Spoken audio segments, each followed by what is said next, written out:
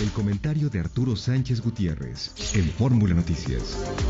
Bueno, ya regresamos, 8:15. Arturo Sánchez está ya conectado con nosotros, profesor de Transformación Pública del TEC de Monterrey. Arturo, qué gusto, ¿cómo te va? Buenos días. Buenos días, mi querido Jaime, qué gusto estar con ustedes. Igual, Arturo, pues hoy más que nunca, muy relevante tu participación por lo que ha ocurrido en el entorno electoral, Arturo, las leyes, el plan B y lo que sucedió el viernes a las 7:30 de la noche, cuando la Corte, a través del ministro Javier Lainez, decide poner un alto en los cambios electorales. Mira, Jaime, creo que es muy importante explicar qué es lo que pasó, para ni tener una expectativa muy grande, ni pensar que ya todo está resuelto. A ver, lo que hizo el INE fue ir a la Corte y decir, no estoy de acuerdo con las leyes que aprobó el Congreso. Y esto se llama un recurso de controversia constitucional. La Corte tenía que revisar si ese recurso, primero, el INE lo podía presentar, segundo, si estaba bien elaborado, si cumplía con los requisitos y si le daba entrada o no. ¿Qué hizo la Corte? Le dio entrada. Pero el INE, a la hora de presentarlo, dice, oye, Corte, fíjate que esas leyes están violando una serie de derechos y yo sé que tú vas a hacer un juicio muy complicado para definir si las leyes están dentro de la Constitución o no, pero te pido que mientras tú decides, suspende los efectos de esas leyes, porque están afectando a muchos ciudadanos en sus derechos políticos. Y lo que hizo el ministro Javier Lainez es decir, tienes razón, INE, para evitar que se violen derechos ciudadanos, voy a suspender los efectos de la ley mientras la Corte decide si este recurso que tú pones está bien o está mal, si en efecto se están violando las leyes o no. A eso se llama la suspensión. Ahora, es interesante la forma como el ministro lo hace, porque en primer lugar no se trata de un cambio a la Constitución, se trata de un cambio a las leyes, pero el ministro lo que dice es, en caso de cambio a las leyes, esta Corte ya ha otorgado la suspensión porque se podrían estar violentando derechos. Y dice textualmente, en el caso que nos ocupa, se trata de una posible violación a los derechos político-electorales de la ciudadanía. Por eso el ministro dijo, todavía no sabemos si en efecto es ilegal o no lo que hizo el Congreso. Lo que sí sé es que por mientras se suspenden estos efectos. Eso es lo que pasó. ¿Qué sigue?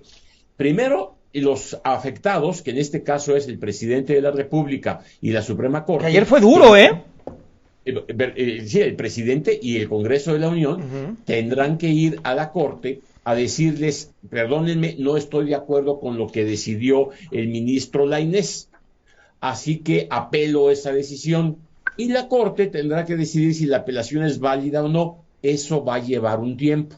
De cualquier manera, la Corte posteriormente tendrá que entrar al análisis profundo de lo que el INE reclama. Y hay dos elementos importantes. El primer elemento, oye, Corte, no puedes aprobar una reforma a las leyes cuando los diputados no siguieron el procedimiento legal para aprobar una nueva ley. No tuvieron todo el procedimiento de recibir la iniciativa, leerla, dar tiempo para que se reunieran las comisiones, etcétera, etcétera. Lo hicieron en una cuestión de varias horas, sin siquiera leer este asunto. Te pido, por favor, que eches para atrás eso y lo revises. Ahí la Corte tendrá que decidir si eso procede o no. Y supongamos que no procede. No, pues, ¿sabes qué? Ya lo aprobaron, así que ¿cómo va? Entonces la Corte lo que tiene que hacer es analizar cada uno de los artículos impugnados para ver si es constitucional o no. Pero mientras eso ocurre, la ley aprobada no se puede aplicar por la suspensión que dio. Ahora, esto es importante porque el siguiente tema es la cuestión de los tiempos. El proceso electoral de 23-24 empieza en septiembre, ¿no? De la República empieza este mismo año. Sí, en septiembre, ¿no, Arturo? En septiembre, con la ley actual Ajá. en noviembre con la nueva ley. Ok. Entonces, es importante que la Corte decida para que el INE sepa siquiera cuándo va a empezar el proceso electoral, para que los partidos sepan cuáles son los procedimientos que van a tener que hacer. Si la Corte, como es normal en estos casos, porque es un análisis muy detallado, tarda algunos meses, podría decir, pues mira, por lo pronto no da tiempo de resolver que la elección venga con las leyes anteriores y cuando resolvamos que la ley se aplique para los años siguientes. O la Corte podría resolver muy rápido y decir, sí es constitucional, en consecuencia se aplican las nuevas leyes, o decir muy rápido, no es constitucional, así que van para atrás las leyes. Oye, y de todas las impugnaciones, porque partidos políticos, sociedad, organizaciones han acudido a la Suprema Corte, ¿con una que se decide suficiente o tienen que darle trámite a todas? Porque fueron muchas. Tiene que darle el trámite a todas. De hecho, los partidos políticos, esta controversia que aceptó... Esta es la del INE. Es del INE, Ajá. pero también vienen los autos de inconstitucionalidad que podrán poner los partidos políticos, la que puede poner la propia Cámara de Diputados con una tercera parte de sus miembros y ciudadanos. Entonces, la Corte todavía tendrá que recibir más recursos y tendrá que desahogarlos. Sí, esto es importante. De hecho, también el Tribunal Electoral está recibiendo algunos recursos. En el caso del tribunal, como son competencias diferentes, el tribunal los puede desechar diciendo, no es mi competencia porque las leyes todavía no se han aplicado, en consecuencia todavía no están generando efectos electorales.